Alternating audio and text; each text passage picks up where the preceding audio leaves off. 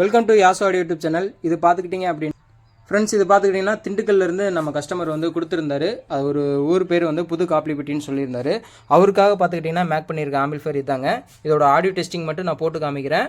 இதோட ஃபுல்லாக வந்து நான் வந்து அடுத்த வீடியோவில் உங்களுக்கு நான் சொல்கிறேன். நீங்கள் ஸ்கிப் பண்ணாமல் பாருங்கள். இப்போ ஆடியோ டெஸ்டிங் மட்டும் போட்டு காமிக்கிறேன் ஃப்ரெண்ட்ஸ். இப்போ பார்த்துக்கிட்டிங்கன்னா சாங் ப்ளே பண்ண போகிறேன், பாருங்கள்.